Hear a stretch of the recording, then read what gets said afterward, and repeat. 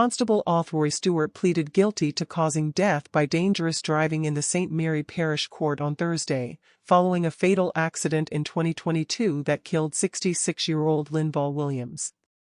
Stewart, who was assigned to the police commissioner's office, was the driver of the vehicle involved in a crash on August 13, 2022. On that morning, Williams, a farmer from Windsor Castle, St. Mary, was loading produce into the trunk of his car outside his home. The routine task was abruptly interrupted when Stewart's car, traveling at high speed, crashed head-on into Williams' parked vehicle. The force of the collision sent Williams through the trunk of his car and left him severely injured. His car was also pushed across the road. Williams was left paralyzed from the chest down and spent 7 days in the hospital before succumbing to his injuries.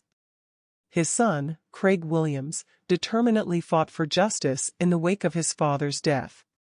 Despite facing numerous delays and legal hurdles, Craig persisted in his efforts, refusing to give up on holding Stewart accountable.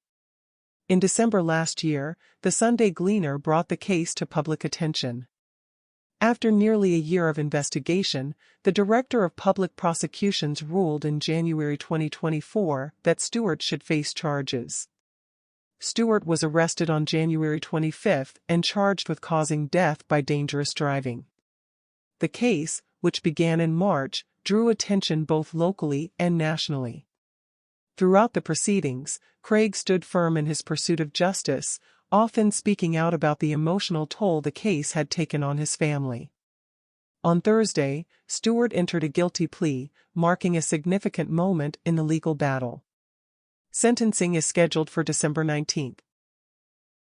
The town center of Spanish Town, St. Catherine, was the scene of a brazen daylight shooting on Sunday that resulted in the death of a man. Police have so far identified the man by his alias Rampus. He is believed to be a laborer of a March Penn Road, Spanish Town address. The police say about 10:30 a.m. Rampus was on Burke Road when he was pounced upon by 2 men, armed with handguns.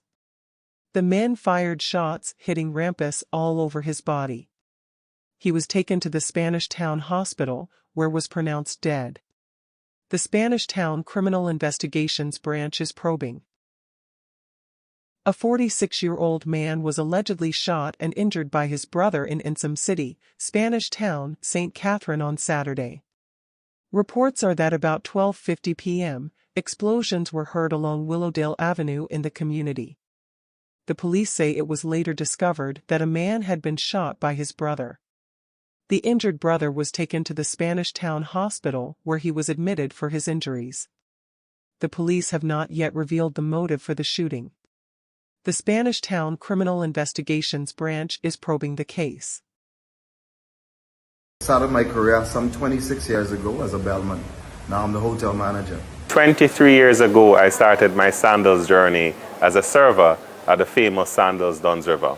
My journey started right here 22 years ago as a playmaker, and I've since grown in multiple roles, multiple capacities, from sales manager, wedding manager, hotel manager, and now a general manager. It's all about what we do for our people. The investment that we make in the human capital that drives the Sandals and Beach brand is like no other. I think the economic footprint that the Sandals and Beaches brand provide across Jamaica is irrefutable. There's no two ways around it. You know, the amount of team members that we employ, the constantly high occupancies that the group runs, and our constant investment in the human capital. There's no other organization that has a corporate university.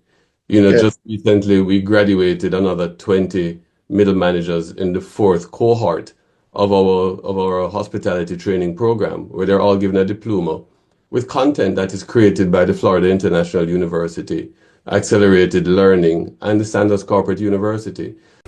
Delino Moss, hotel manager, Sandals Royal Bahamian. A great part of my growth and development to the management training program, which helped catapult my career to where I am today. I believe that discipline and growth and development is all a part of every one of us that are embarking on growth in our personal and professional life. Sandals Royal Bahamian and the Sandals brand has played an instrumental part in my growth and development. I just want to encourage everybody to continue their growth and their development through effort and determination. So we're continuing to invest in the people, in the power of our people, in being able to continue to grow and develop in this industry, which is growing exponentially, not only in Jamaica, but across the region. The Caribbean is one of the most tourism-dependent regions anywhere in the world. And unless we have the human capital to go out there and build and grow on it, we're going to kind of get lost in the shuffle. And we don't want to ever be lost in any shuffle.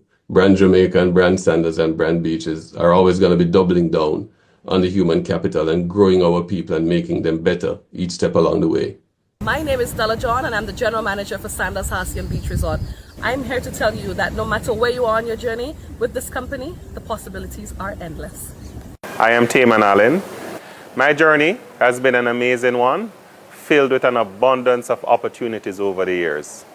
I've worked in several different departments, including front office, food and beverage, club sandals, and butler service in many of our beautiful resorts across the Caribbean.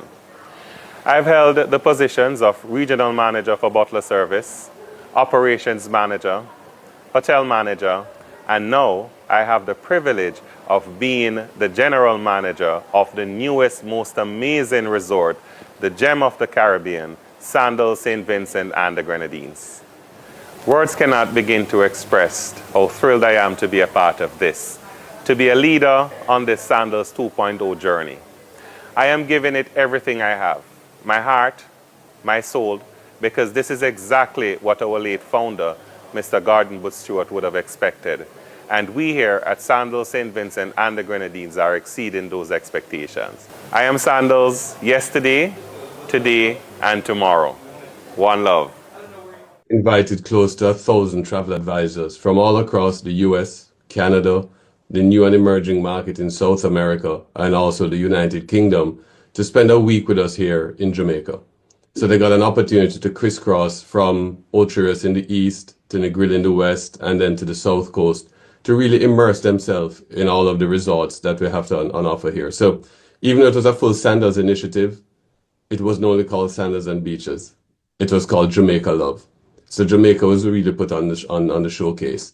And we're starting to see immediate results on it. The long term is that we're seeing some good business coming and being layered down for Q1 next year. So, January, February, March, we're starting to see some good business coming up. I was at one of our resorts in Ocho Rios just a few weeks ago, talking with some team members at the Beaches Ocho Rios property in the concierge department. The general manager there had just gotten an email from a travel advisor who visited that resort in October during Jamaica Love and actually booked 3 families to travel over Thanksgiving resort. So, you see the immediacy of it in terms of how impactful Brand Jamaica is and how powerful Brand Jamaica is, and the confidence that the travel advisors have in the brand of Sandals and Beaches. A 23-year-old farmer has been charged with the murder of a bartender and another man at a bar in Bigwood, Craighead District, Manchester, on July 13.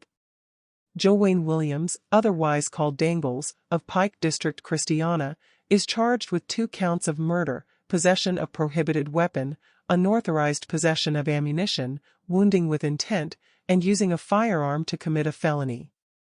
The Mandeville police say about 10:10 p.m., a woman was at her bar with 2 men when they were pounced upon by Williams, who brandished a firearm. He reportedly opened fire, hitting all 3 persons before escaping in the area.